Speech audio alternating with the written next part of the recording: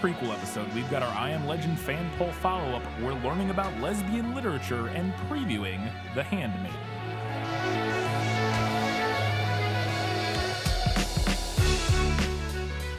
Hello and welcome back to This Film Is, the podcast where we talk about movies that are based on books. It's a prequel episode. It's a huge prequel episode. We have so much to talk about, so much fan reaction, a learning things segment, and fun facts about that. So much. So we're just going to get right into it with our patron shoutouts. We have two new patrons. Well, one new patron and one returning patron on this week's episode. At the $5 level, we have a Hugo Award winner coming on, and that is Jess. So thank you, Jess, for signing up for $5 a month, getting access to our bonus content, including a new episode of our bonus content that will be coming out. Maybe the day you're hearing this, the day after, within a day or two of you hearing this, we're discussing Lilo and Stitch. We're recording that right after this, and that episode will be out shortly, so look out for that on Patreon. And we have a returning patron at the $15 Academy Award-winning level. They supported us for quite a while, dropped off for a little bit, but they are back again, and that is Genre Fluid Short Novelette, and I believe this is our name change patron. And they're back, and this, I believe, was their request? I Am Legend? No. Yeah, I Am Legend. That's what I mean. I Am Legend was their request, so they jumped back on just in time for I Am Legend, and we appreciate that. And our Academy Award winners, our recurring top patrons are Paul, Kat Ensminger, Ben Wilcox, Ian from Wine Country, Genre Fluid Short Novelette, Winchester's Forever, Kelly Napier, Gray Hightower, Eli Young, Scratch, Just Scratch. Shelby says, more horror, please. Just going through every genre there, Shelby. just every genre.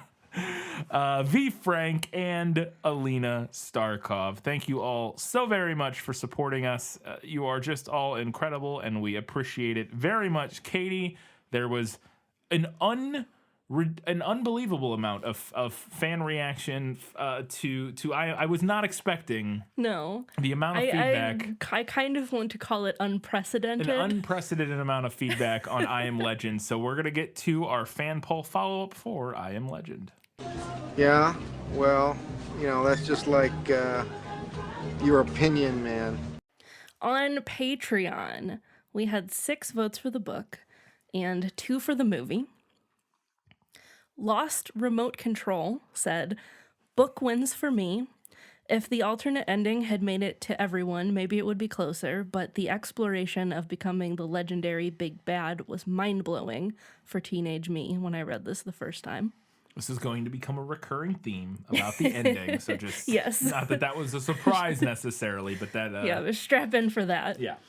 V. Frank said, book vote here. I read the book when I was in high school, and I remember crying at the death of the dog even then. By the time I saw the movie in 2007, I had managed to forget that the dog dies, only to remember right in the middle of the movie what was going to happen. And then I managed to forget about it again until I heard the scene we will have to help Katie through. Screw that movie, LOL. Keep it in the book. There you go.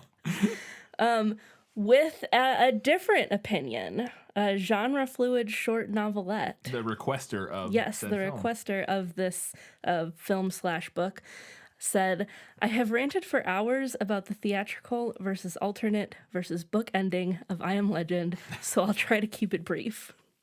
For me, the theatrical ending ruins the entire point and messaging of the movie and turns it into good guy kills a bunch of monsters, finds the cure, they all live happily ever after, really dumbed down surface level thing. 100% agree. 100%, yes. Because of that, I would choose the book. However, with the alternate movie ending, it tells the story far more effectively. For the book, this is what I submit for the sci-fi versus fantasy debate. It takes a completely fantasy premise of vampires and speculates about them in a very scientific way. I really like that premise. It reminds me of The Martian, with the main character alone working through various problems and analyzing them scientifically to come up with solutions. So I loved the book. However, I think the movie tells the same story far more effectively. Movie Dr. Neville's PTSD flashbacks, his deteriorating mental state, his isolation and desperation are all far more emotional, evocative, and interesting than book Neville, who seems less affected by his circumstances and more shallow as a character. I would agree with that. I was going to say, honestly. just I would based agree on with what that. you described, having not read the book, just from what you described in our conversation, I got a similar vibe. Yeah. So Another thing the movie does much better, in my opinion, is making the creatures more monstrous and threatening. Ignoring the action-y aspect of it being a movie, I think it really sells the idea that these are mindless, scary monsters while increasingly dropping hints that it may not be the case. Book Neville experiences them actually speaking English and shouting at him, even shouting basic conversations with his infected neighbors from his doorway. Then he completely dismisses them as monsters and goes around breaking into their houses and staking them while they sleep like a psychopath. that does seem like a slight like a slight dissonance there between, you know, yeah, in the book, if they are having conversations, even if he's dismissing those conversations, it seems like he has to be, he's like dismissing an awful lot about Yeah. them. And that was one of the to things that made the book hard to parse for me. I wasn't sure how we were meant to interpret it. Yeah. And now I think there is something there in that, in sort of the idea of it's like the book makes it so obvious that they are somehow conscious, sentient, conscious, whatever, and he still doesn't see them that way. I think there's an added layer of sort of impact there in driving home the point of othering and of, despite the fact that he has all of this evidence that they are not in fact mindless killing machines, he still sort of sees them that way. Yeah. Like that's an interesting idea. Because, translating it into the sort of metaphor that it is under the real world and othering of people, like in the real world, other races, other religions, other whatever, pick your other group that people that cause strife and turmoil between groups of people. It's very clear to everybody involved that the other people on the other side of that conflict they're humans, but we still, despite that, find ways to dehumanize them. Yes. And I think that is kind of maybe what the book is going for, that despite all the evidence that these are just basically other people, kind of, maybe slightly different other people, he still doesn't see it until the end when it becomes clear to him that he has become the monster. You know what I mean? Like, yeah, I think that could be a valid reading of it. But that being, which is interesting. That being said, I can also see the argument that it makes it a little muddled and confusing when you're reading it, and also it's maybe a better twist for the audience the way the movie does it. Yeah. Of having them appear more monstrous to him while having some small hints. Anyways, I would get back to let's find my place. The movie version makes it far more believable that Neville would reasonably conclude that they are just mindless monsters, and then ultimately subverts that, making the point about him being the real monster more impactful. The movie did a few more things really well that the book didn't address. The depiction of human civilization being retaken by nature was both visually stunning and helped create a more immersive setting. It helped convey the state of the world and show that it was continuing on without us. Moving the setting from the suburbs to the middle of a major city was an excellent choice. A great addition was showing a bored, lonely man just doing crazy fun things because it's the end of the world, and why not? Yep. Racing through the abandoned streets in a Mustang, shooting an assault rifle at deer out the window? Why not? Sure. Hitting golf balls off an aircraft carrier or fishing in a koi pond? Who's gonna stop me? Watching all the movies in a video store? I gotta do something while the vampire creatures are out and about. All great additions to Neville's character and the setting. As far as I remember, Book Neville just drank and skulked. I would also agree with that.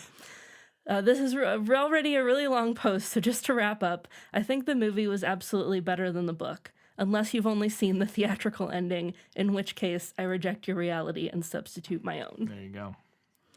And Jess, I just want to I appreciate the Adam Savage reference there. I just wanted you to know I got it. I see you, genre fluid short novelette. Anyways. And brand new patron Jess said, I didn't read the book and I couldn't bring myself to watch the movie again on this one either. I watched it in theaters when it came out. Like you, Katie, my childhood dog was also a German Shepherd, and she was in her senior years when this film came out. So was mine, actually. Needless to say, it wrecked me. Thank you, Brian, for doing Katie this kindness by avoiding that part for her. I wish someone was able to do that for me. Mm-hmm. I think this movie absolutely could use a... It's one of those ones that needs like a... it would be nice, and it was in the time early enough where there wasn't... I mean, it was definitely within the time of the internet. We were all on MySpace and whatnot at the time. But it wasn't in the time where it was very easy to go out and find out, like... Go on Twitter and be like, oh, by the way, if you're going to see the new movie... something horrible happens to a dog halfway through. Just a warning. You know what I mean? Yeah. Like you would have no idea going in. Like, because the only thing you would get really at the time, other if you went looking very specifically on the internet, would be like, you know, the rating or whatever, which would just say like thematic and scary sequences or something like that, which would not really be helpful. And similar to the ending, the dog is also a recurring theme throughout this feedback. Yes. Nobody likes that scene. No, of course. Wow. Nobody wants it. No. I like I said, I understand how effective of a scene it is, but it's just so awful. It's just so awful. Well, I do agree with you. I think it's effective. I think for most people it just goes a little too far though. Yeah. Like it's just too much. It is. I think that's the big thing. It's just too much for what it's getting across. I think you can get across the same you can get across the depths that he has sunk to in this following that event. Mm-hmm. I mean, even just what we watched, where the dog is injured and he picks it up and carries it back to his car, is already doing the work that you need. Yeah. You don't need to then go on and spend 5 minutes watching him strangle the dog to death. They could have crafted an effective scene without going as far as they did. Yeah. I would tend to agree with that. Yeah. On Facebook, we had 5 votes for the book and 3 for the movie. Christian said, I was very disappointed to find out there were no Wile E. Coyote traps in the book, no spring-loaded boxing gloves, no dynamite, and not even a falling anvil. Wildly disappointing. None of that stuff. Joanna said, oh, they're both quite good. I think I'll choose the book because I remember it better than the movie, and as I try to remember the movie, every scene I think of was actually from either The Last Man on Earth or The Omega Man. So I Am Legend was obviously a bit forgettable, especially up against these wild rides. Interesting. And I've never seen either of those other two, so I can't weigh in on that. I did read the synopsis for The Last Man on Earth, and it sounds much closer to the book. Yeah. I have not read the synopsis for Omega Man. I believe it's also closer to the book, but Last Man on Earth, a lot of it sounded very close. I think the ending was still pretty different from my memory of what I read of like the synopsis, and I was like, well, that's not the ending that Katie said happened in the book, but... it is closer in a lot of ways. Matthew said, even though the book had that whole subplot about Lucy the bridesmaid and her affair with the doctor vampire, which is a callback to our The Godfather episode, as well as possibly being a reference to Dracula. Oh, okay. I was confused by that comment. It kind of works both ways. Yes. Stephen said... The Will Smith movie was great, but none of the movies really capture the moment of realization in the book that the character was the bad guy all along. That punch was what made the story so impactful and why the book still outdoes the movie. Yeah. It really is wild to... I mean, we talked about it. Just to, again, reiterate, it's so wild because it's such... It's Twilight Zone. It's such a popular type of storytelling already. Anyways, it's so weird to me that my only thought is that they're like, well, we can't have Will Smith end up being the bad guy. He's Will Smith. Audiences won't like that. And whatever test audience they showed it to, didn't like it. So. Apparently. Anthony said, my vote is for the book, as I did not like this film at all. I really liked Will Smith at the time, but was disappointed with this adaptation. His character's growing loneliness was touching, but the action, schlock, and zombie tropes were too much. The theatrical ending was just garbage. When the gates opened to soldiers on each side of a perfectly framed church with the sun behind it, made me want to retch. I didn't even notice the church part, but that does make Yeah. sense with the rest of the sort of what's going on in the film. Military theocracy will save humanity in our time of strife was what I got out of that ending. Yeah, it's not particularly subtle visual symbolism. No. On Twitter, we had 11 votes for the book, 3 for the movie, and 2 listeners who couldn't decide between the two. Matt Nelson, guy who draws stuff, said... Guy what draws stuff? Guy what draws stuff. Matt Nelson, guy what draws stuff, said... Book is better. Aside from the movie's utterly botched ending, it completely misses the tone of the book, which is a horror story. Del Toro would be an excellent choice to remake. Perhaps also Alex Garland, who did Annihilation. I think that's a brilliant. I is a good think choice. honestly, Alex Garland might make more sense. I would love to see Guillermo del Toro's version, just because, again, I think It would be wild. it would be really cool. But I think doing a version very similar to this Will Smith version, but with Alex Garland writing and directing, or at least having a lot of influence on the script and directing, because so many of his films are about humanity and the monstrosity that is like that human, like, I mean, this is like Ex Machina Ex Machina is all about asking the question, who is the bad guy who's here? the bad guy here? Who has more humanity? Who has more humanity? Like, that is right in his wheelhouse. We have not seen. We will do Annihilation at some point on the. At one point we had it on the list and then it got bumped back for something. I can't remember why. Maybe the book didn't come in, or I don't remember. But Annihilation is on the list for us to do. But I 100% agree that I think Alex Garland would be fantastic. Kelly Napier said, I've never seen the movie and I never will because I know about that one scene. There you go. Kudos to you for skipping it on Katie's behalf, by the way. That's some negativity I don't need to introduce into my life. Thank you very much. Fair enough. Forever Alone Cooking said, I was so disappointed with how the Will Smith movie ended. I don't think any of the movie adaptations live up to the book, but that one is clearly the worst. Yep, just hitting it home. People just really hated this ending and really wanted to weigh in on how much they hated the ending of the movie. Shelby Suderman said, I'm torn on this one because the book is a zombie story about vampires, while the movie is a zombie story where the mannequins are the scariest part. So neither of these satiated the zombie mood I've been in lately. I understand the alternate ending is closer to the book's ending, but I personally had a much darker read on the book, where not even a nuclear holocaust that turns everyone into zompires will stop humanity from evolving and reasserting their will over the planet with violence. That's an interesting reading.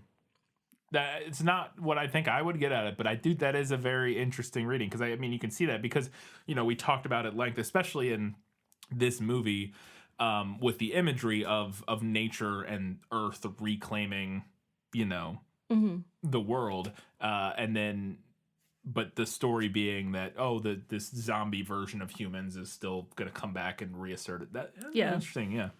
There's a scene at the end where the living ones just mow down all the undead zompires, and it's just brushed off as that's how civilization does it. That added an extra level of bleak to the book's ending for me. I'm not sure I've ever read an apocalypse story where humanity will adapt felt like a terrible thing. Nothing the movie did could hold a candle to that. I won't dignify the theatrical ending, but in the alternate ending, the alpha zombie does smear the image of a butterfly on the glass, which we didn't see, because the one that we watched, I think, must have started like right before that. Yeah, because the one we watched, the glass is broken, and you see the butterfly, but we don't see him. Again, we watched a 5-minute clip of it on YouTube. Yeah, it was the only one I was able to find, but that makes more sense. Yeah, that makes way more sense. Which makes so much more sense than the glass randomly breaking that way. There's things I liked in both and things I didn't. If we discount the theatrical ending, I think we've reached a draw. Which I think it's totally fair to discount the theatrical ending. If you can get the director's cut, basically, or whatever. Because it was... I definitely think it's worth judging the film based on, or at least giving it the benefit of the doubt and judging it based on the, you know, the director and everybody involved other than some studio assholes input, getting the actual intention for the piece as opposed to what it ended up being because one test audience and one studio exec panicked or whatever. You know what I mean? Like that's, so I think it's fair to judge it based on the alternate ending. On Instagram, we had 8 votes for the book and 2 for the movie. The Leap 77 said, "I'm going to defend the movie on this one," with the with the predication that I did not like the theatrical ending. I found filmmaking in the early years of the post 9/11 attacks to be a fascinating time. V for Vendetta, The Proposition, 28 Weeks Later, Blindness, Children of Men, The Road, the Funny Games remake, No Country for Old Men, and There Will Be Blood were just a few examples during this time where filmmakers took the chance and said, what if the happy ending is still not happy? I will admit that original ending turned me off, but the 3/4 of the film before that are some pretty high-grade filmmaking. Will Smith's reactions to the little things were perfect, like the mannequin world he created, or getting angry when food he was saving was being eaten. And Samantha's death, yeesh, that was horrible, as it reminded me of the day I had to put down my own childhood dog and make my first official adult decision. I wish some things were done differently and the original ending became canon like Ridley Scott's director cut ending of Blade Runner, but it is what it is. I like the book and have seen the other movie versions of the book as well, and feel this book might be due for another interpretation. So I agree, it's definitely due for another interpretation. I also agree that it's really dumb that, like on Netflix, that they haven't just made the original ending the official, like, when we release this on streaming, that's the ending. That's wild. It was Francis Lawrence that did this. So release the Lawrence cut. Yeah, the Lawrence. Come on. All right, guys. All hundreds of our listeners, get out there on Twitter, hashtag release the Lawrence cut of I Am Legend. Tweet that at Netflix. They probably have the ability to make that happen. They own the rights to the film right now, or at least to distribute it. We need the Lawrence cut. Because I do think, like the Leap said here, that as much as I don't enjoy the movie necessarily, and for me a big part of that, two big things to that. One, I had seen it already, so I already knew, like, it wasn't a new experience. I think the first time you watch it, it can be a powerful, interesting, really good experience, and then you're like, I'm good now, I got it. So I'd already seen it once, so like, but on top of that, I think in a post-COVID, in the world we live in now, it's just not quite sort of not escapist, but like fun dystopian any kind of any kind of like post-apocalypse pandemic story just hits different. It hits different, and it can still be good and done really well, and I can still watch and enjoy them depending on how they're handled. But like this one that really does wallow in the misery, I think requires. It's tough to watch currently, whereas watching it pre-COVID is a little bit of a different experience. But because I do think like you said, Will Smith's performance is, and we mentioned it, is just, it's fantastic. It's great. And a lot of the story up until the very end is really well done, even if I don't want to watch it because it's like.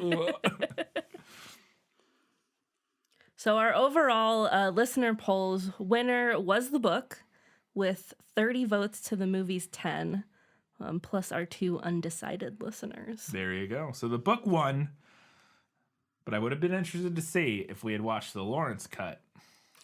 Those numbers might have, if we were comparing, maybe, apples to apples, maybe those numbers would have been a little closer. Perhaps. All right, that's it for our fan follow-up. Thank you all so much. That was actually a ton of fun. Lots of good reaction, lots of good feedback. So many people had a lot to say about that one. Again, we didn't anticipate it, but really enjoyed it. So thank you for that. Katie, it's time now to learn a little bit about lesbian literature.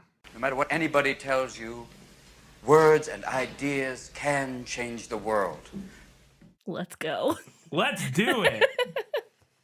Lesbian literature is a subgenre of literature that addresses lesbian themes and or features lesbian characters that encompasses fiction, poetry, plays, nonfiction, fiction of any genre, basically anything you can think of as long as there are lesbian themes and or characters in it. There you go.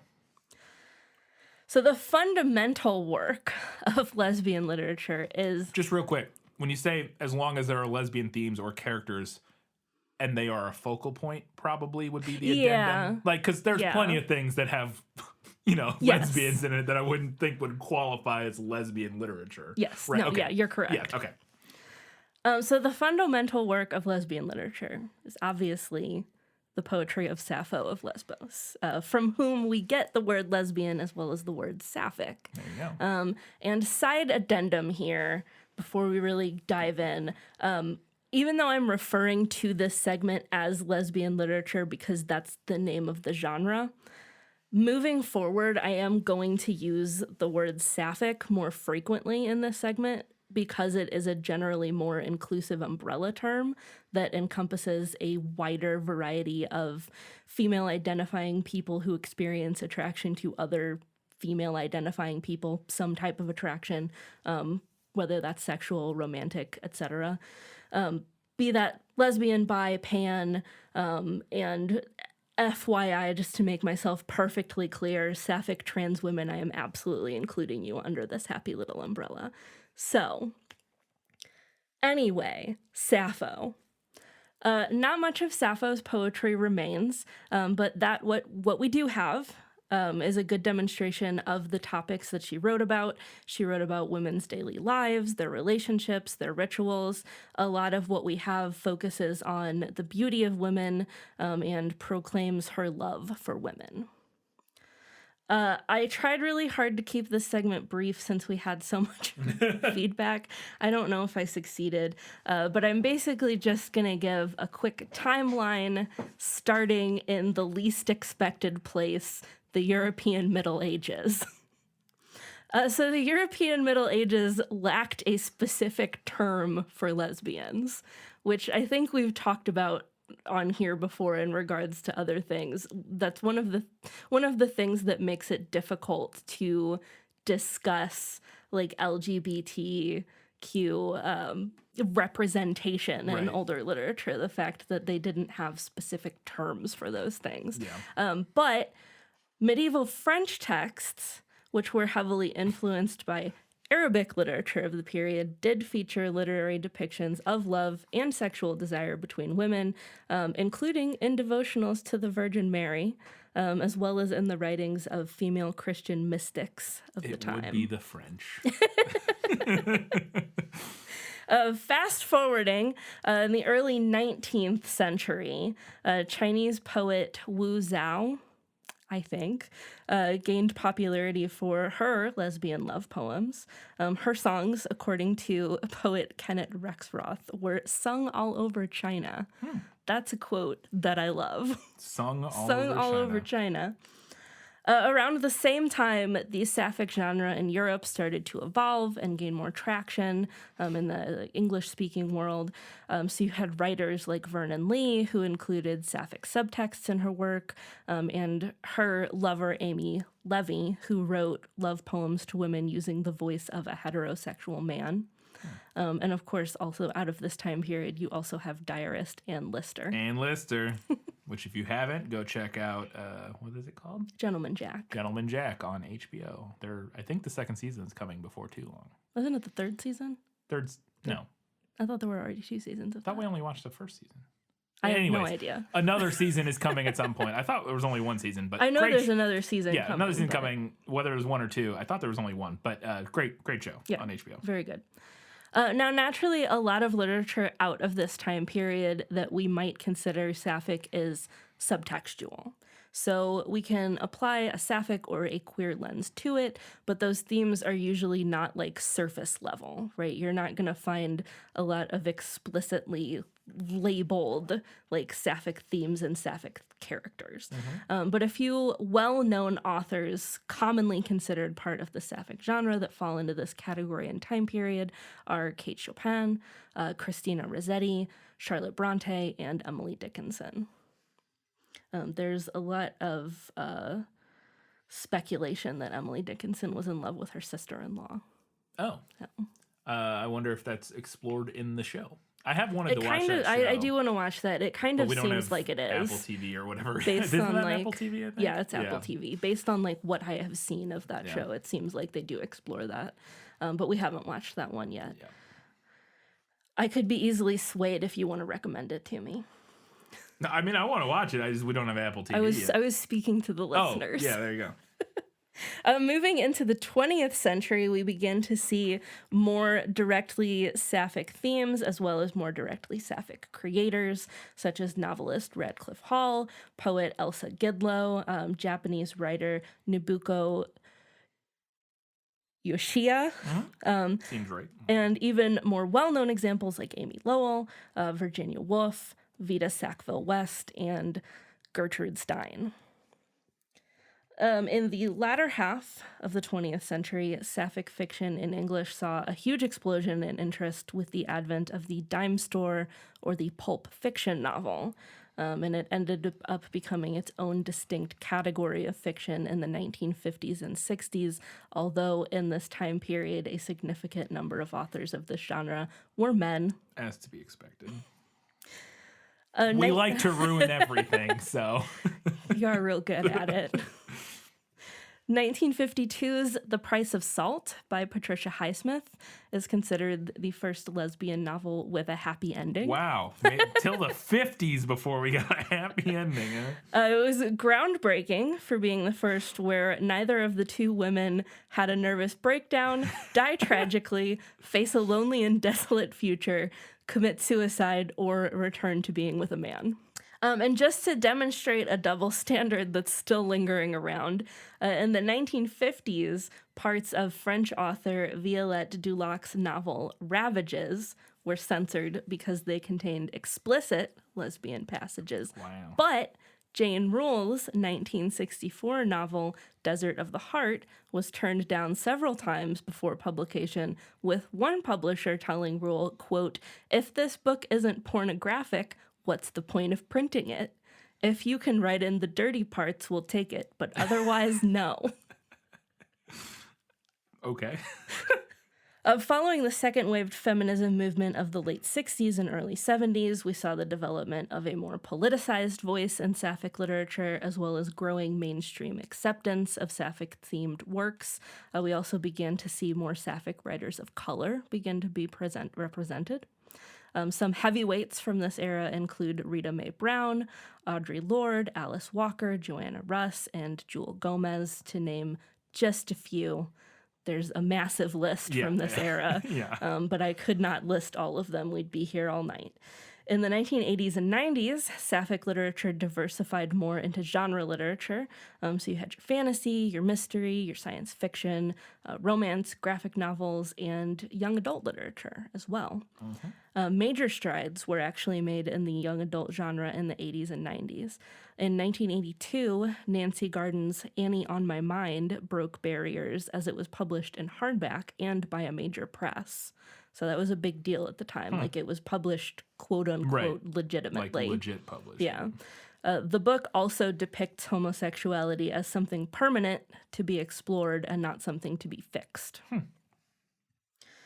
Currently, it is much easier to find sapphic literature than it has been in the past. Understatement of the century. However, there are fewer books about female homosexuality than male homosexuality, and even fewer books about bi or pansexuality. And while things have gotten better, sapphic books with non-white characters are still more difficult to find than their white counterparts. Yeah. So we have some good and we have some bad. Yeah.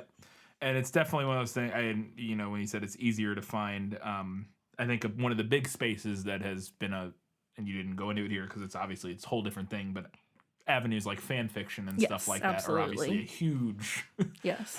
And especially with how like relatively easy it is to self-publish now, and as self-publication, opposed to in the past, you get a much wider variety of representation. Yep.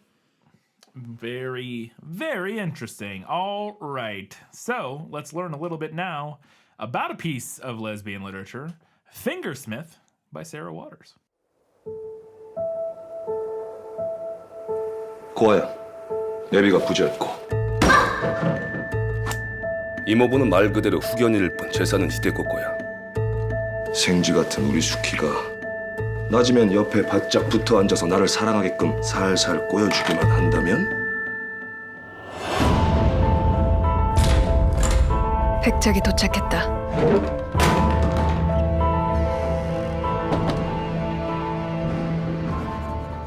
Fingersmith is a 2002 historical crime novel set in Victoria-era Britain. Keep that in mind because that will change for the movie. Yes. Yes, it will. The author, Sarah Waters, is known for writing lesbian fiction, and she is a lesbian herself. The book is notable for its eroticism, as well as its depictions of pornography. Reviewers have praised Waters' negotiation of sexual themes. One review from The Guardian described it as, quote, erotic and unnerving. Nice. While the New York Times praised its, quote, illicit undertow. Erotic and unnerving is Two of my most favorite things. Yep, there you go. Waters uses her depiction of lesbian love between main characters Maud and Sue to challenge a variety of heteropatriarchal norms, as well as to respond to different feminist arguments about pornography. Interesting. The novel's title is likely intended to reflect the erotic themes of the novel. Fingersmith is an archaic term for a petty thief, but obviously given the context, it can also be assumed to have intentionally sexual connotations. I was wondering because I didn't know what, like the name, I was like, I didn't know what that term meant in terms of like what the I assumed it was some sort of historical thing. Fingersmith. And that makes sense, but I was like, because to me it seems like it's about a very specific sounds thing. Kind of sexual. Yes, no, it but sounds actually, very specifically. Her other like most well-known novel, the title of that one is maybe the most sapphic title of a book I've ever heard in my life. It's called Tipping the Velvet. Wow. Wow. But Fingersmith was shortlisted for the Orange Prize and the Man Booker Prize, and it won the CWA Historical Dagger for historical crime fiction. So that's pretty cool. And in addition to the 2016 adaptation that we will be discussing, the novel has also been adapted as a 2-part BBC television miniseries in 2005 and as a stage show in 2015. There you go. All right, let's learn now a little bit more about the film, The Handmaiden. 이제 시작이다.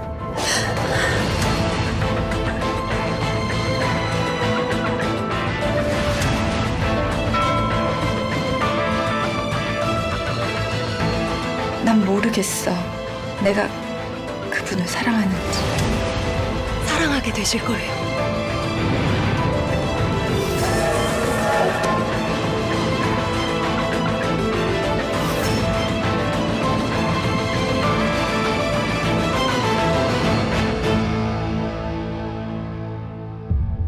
The Handmaiden is a 2016 film directed by, before I get into this, everybody in this movie is Korean. I looked up a lot of pronunciations, couldn't find a lot more, did my best. I'm gonna butcher them, but I'm gonna try. Park Chan-wook, and you don't pronounce the W from everything I was able to find. Every time I heard somebody say it, it was Park Chan-wook, like one word, but who knows? Who directed Old Boy, the 2003, the original Old Boy, Thirst, Stoker, Lady Vengeance, and Mr. Vengeance, some other Vengeance. There's a trilogy, basically. Old Boy, Lady Vengeance, and they're not a trilogy, but they're a trilogy in the sense of like the Cornetto trilogy is that kind of deal, at least I think. I've not seen Old Boy. It's one on my list. But also he was a producer on Snowpiercer and on the TV show of Snowpiercer. Oh, on both of them? Yeah, the movie cool. and the Cool. because what's his name did the movie, the Parasite. Oh yeah, that's right. He did the movie. It was a Korean film, a Korean and American like co-produced film. But he was a producer on it, anyways. And it was written by Park Chan-wook and Seo Kyung-jong, who is his writing partner. She's worked on most of his films. She co-wrote Thirst, I'm a Cyborg, but That's Okay, Family Matters, and Lady Vengeance, among a handful of other things. But she works with Park Chan-wook specifically a lot. Is I'm a Cyborg, but That's Okay the full title? That's the full title. I love that. Yes, that's the full title. I'm a Cyborg, but That's Okay is the full title. The film stars Kim Min-hee, Kim Tae-ri, Ha Jung-woo, Cho Jing-woong, Kim Hae-suk, Moon So-ri, Madhav Trivedi, Lee Dong-wee, Lee Ji-ha, Jeong Ha-dam, and Choi Byung-mo. And I guarantee I butchered every single one of those. Again, I looked up pronunciations, could not find a lot of them, but I tried. I'm sorry. I'm so sorry. The film has a 95% on Rotten Tomatoes, an 84% on Metacritic, and an 8.1 on IMDb, which actually puts it at number 220 on the top 250 list. It won 1 BAFTA for non-English language film, and then it won another 70 awards and had another 108 nominations in film festivals and international film awards and all kinds. It won all kinds of awards all over the world. But wasn't actually nominated for any Oscars or anything like that, which is interesting. I'm not sure why, but yeah, it won a bunch of other stuff. The film made $38.6 million against a budget of $8.8 million, which is a tiny budget. Not too shabby. Relatively tiny budget. So there's limited production information on Wikipedia. I did some researching. I found a fun 5-minute behind the scenes video, but it didn't really have much useful information. It was mostly just people talking about it was just interviews. There wasn't much information. So most of the stuff that I'm about to talk about comes from IMDb, so I can't confirm the veracity of this information. It seems true-ish from what I was able to discern, but it's, who knows. So, as you mentioned, the book takes place in Victorian England. The film, though, takes place in 1930s Korea, which at the time was under Japanese colonial rule. And so the predominantly Korean cast of this film were all assigned Japanese teachers so that because during the film they would be speaking both Japanese and Korean throughout the film. So they all had Japanese tutors to help study and learn Japanese to speak both in the film. And Kim Min-hee specifically was apparently applauded by Japanese journalists after Cannes, when this movie premiered at Cannes, for her proficiency in Japanese. So she was apparently very good at it. The Korean title for the film is Agassi, which apparently means the lady. And that title refers specifically to Lady Hideko in the story, who is the higher class, whatever, nobility. The nobility or whatever. While the English/international title of the film, The Handmaiden, as we've been referring to it, actually refers to Soo-ki, who is her love interest, the second woman in the story. I don't know why this change was made. I could not find any information as to why in Korea it's titled after the lady, and in the rest of the world it's titled after the Handmaiden. I don't know. I thought that was interesting. I wish I could have found why they made that maybe change. they just thought the Handmaiden would be more memorable. That's my thought. That was my main thought, was that the main reason was the Handmaiden is a more intriguing title than the lady. But but anyways. So Kim Tae-ri, who made her feature film debut in this movie, she had been in a couple shorts but had never been in a major motion picture up until this point, was chosen from approximately 1,500 other women who auditioned for the role. And Park Chan-wook reportedly decided to cast her within 10 minutes of her audition starting. During that audition, Kim Tae-ri did not know who would be playing Hideko, the other lead in the film. And after she had been cast, Park Chan-wook asked her who her favorite actress was, and she had answered that it was Kim Min-hee. And this delighted him because he was then able to tell her that Kim Min-hee was playing opposite her in the film. And during, so Kim Tyree went on to win Best New Actress award at the Buell Film Festival. I don't know what that is, but I assume some big film festival somewhere. And during her acceptance speech at that award ceremony, she dedicated the award to Minhee, whom she, quote, fell in love with at first sight. Aw, that's cute.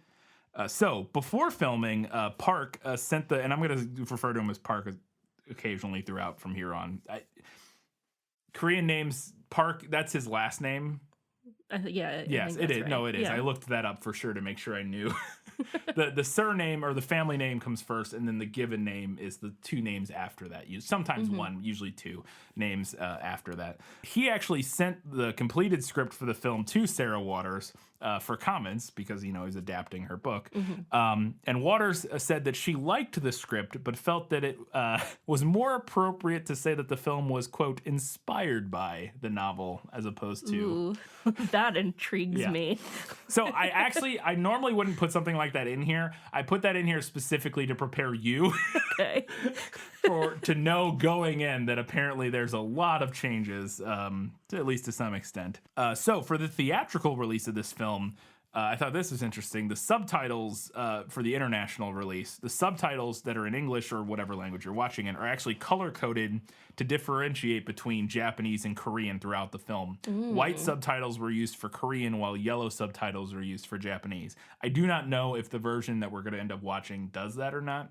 I hope it does. I hope it does. I'm sure the reason they did that is that is important. Yes. Like culturally and politically. Culturally, politically, and probably... like specifically plot wise, where there may be moments where some character's talking to somebody else and doesn't want somebody else to understand or something. Yeah. And you know what I mean? Like, and for us dumb, American, we can't necessarily tell the difference between Korean and Japanese very well.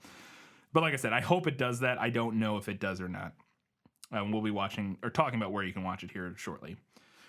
So during the actual writing of this script, Park and his co-writer, who I mentioned earlier, Seo Kyung-jung, they actually would go seek the advice of one of... this is what IMDb says. It says one of Chung's friends.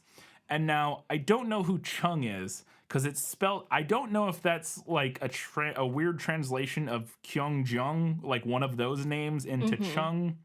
I don't know, because I literally copy-pasted that sentence from IMDb because it confused me, and there was no other reference to a Chung anywhere, so I don't know.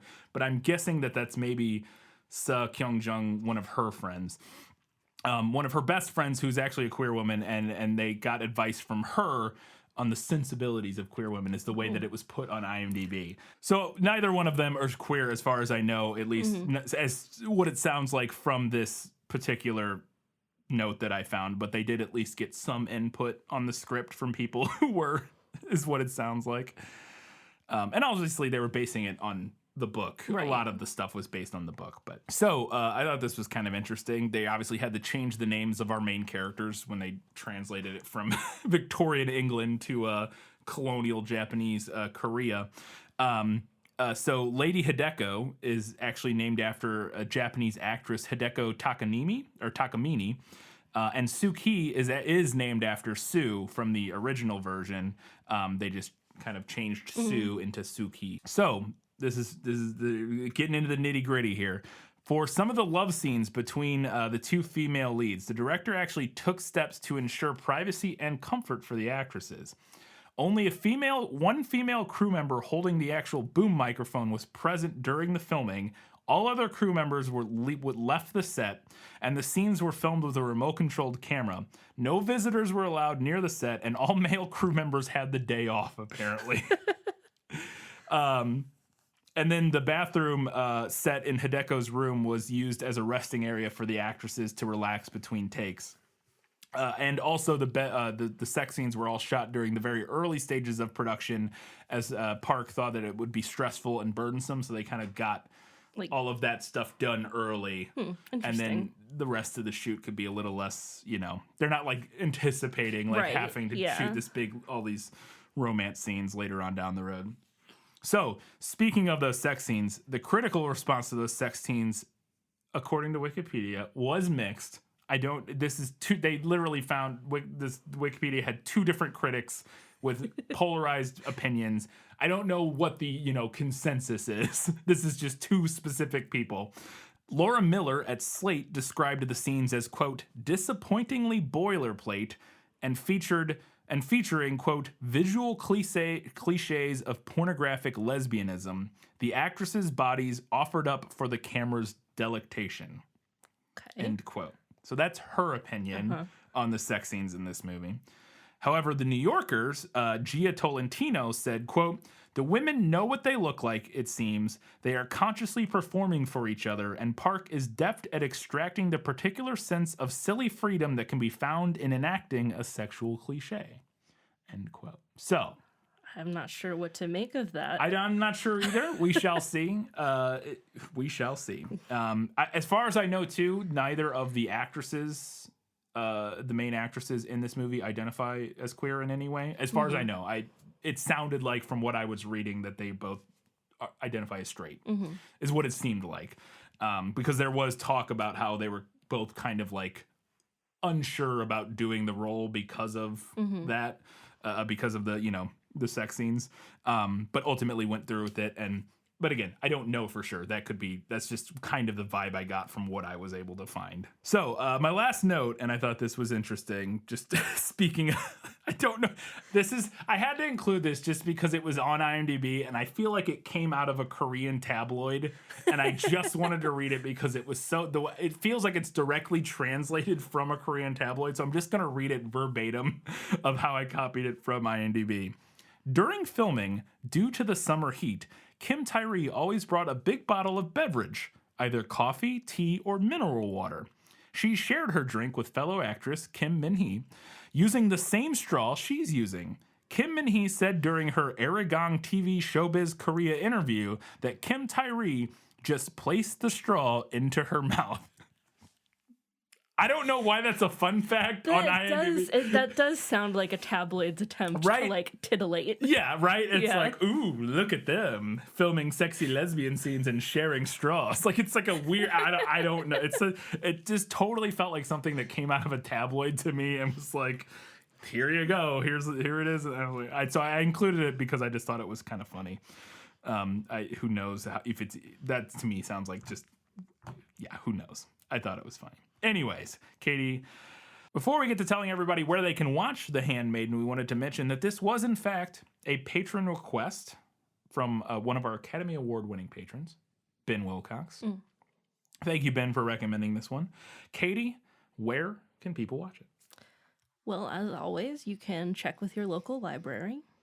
I think this is maybe the kind of movie that might be a little harder to find, depending on where you are. I was not able to find it through our local public library, but I did find it through our local university library. Okay. And now keep in mind, when we're talking about the library, at least I think if you're in the U.S., I don't know if other countries do this, you can ask your librarian about interlibrary loan, and they might be able to get it from another library.